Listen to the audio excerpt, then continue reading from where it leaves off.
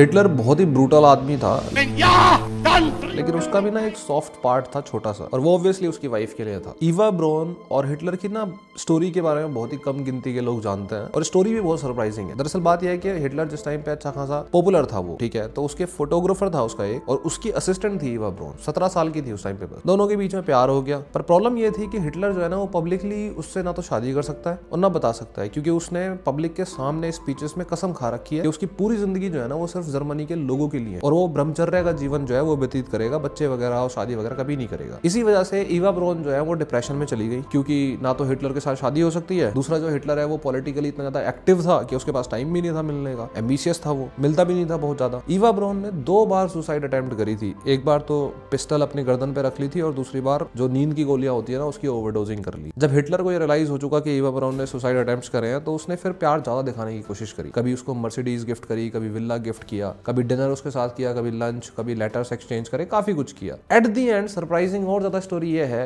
कि जब हिटलर को रियलाइज हो गया ना वर्ल्ड वॉर 2 के टाइम पे कि वो हारने वाला है और उसका अंत बहुत निकट है, तो उसने सुसाइड करी थी ईवा ब्राउन के साथ में, ताकि वो पकड़ा ना जाए। लेकिन उससे 40 घंटे पहले उसने ईवा ब्राउन के साथ सिविल सेरेमनी में उसने शादी करी, विटनेसेस के सामने, और शैंपेन और थोड़ा सेलिब्रेशन करा, कि उसको पता था कि उसका एंड हो चुका है। प्रोबेबली शायद हिटलर को ये रियलाइजेशन हो गई थी कि कुछ हो ना हो, लेकिन ईवा ब्राउन को उसकी पोजीशन जरूर मिलनी चाहिए जो वो डिजर्व करती है। मतलब वो उसकी गर्लफ्रेंड ना रहे एट द एंड, दुनिया उसको उसकी वाइफ की तरह याद रखे।